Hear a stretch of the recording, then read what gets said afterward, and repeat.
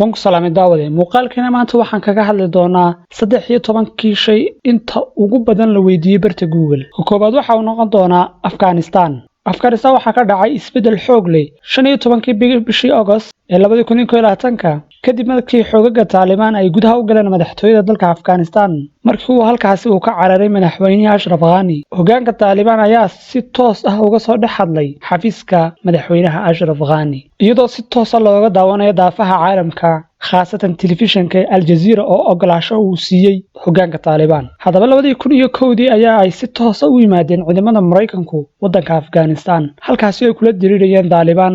waxyaabaha xiisaha leh ka dhacay gudaha Afghanistan waxaa ka mid ahaa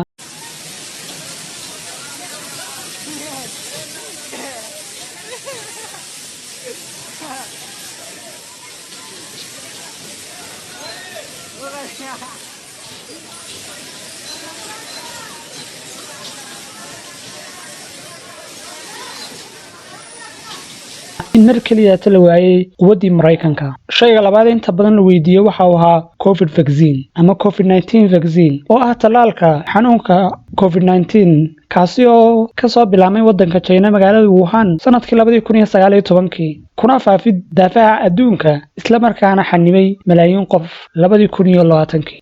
Shayga saddexaad waxa uu ahaa filimka caanka la yiraahdo E-Terminals oo ah filim isna soo baxay 2020 waxa ku xigay oo ka afraad ahaa Black Widows oo isna sidoo kale ahaa aflaamtii soo baxday 2021. Shayga shanaad ee inta badan la weydiiyay barta Google waxa uu ahaa Squid Game oo ah isna filim kale kaasi oo isna ahaa filim kale oo qabsaday daafaha adduunka. Shayga lixaad waxa uu ahaa London Vision oo ah isna aflaam sidoo kale Cobra Kai ayaa isna la weydiiyay.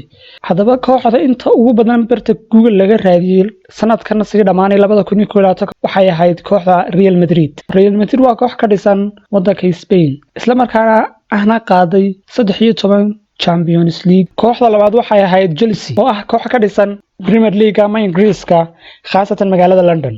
kooxda saddexaad ee sidoo kale barta Google laga raadiyay sanadkan sii dhamaanay waxay ahayd Paris Saint-Germain. Paris sababta ugu badan ee looga raadiyay waxay ahayd imaatinkii uu yimiday ciyaartooyga inta badan caalamku indhaha ku hayeen ee Lionel Messi iyo sidoo kale Sergio Ramos.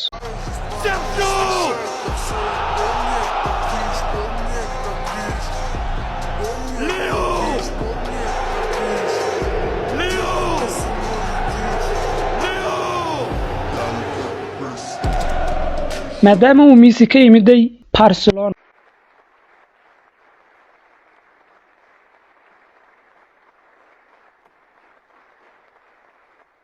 sidoo kale Barcelona waxay noqotay kooxdii afraad ee ugu raadinta badnayd. daawade haddii aad iska hadashid inta aan soo sheegnay midkee ayaa aad ka raadisay barta Google fadlan commentiga nagula wadaag.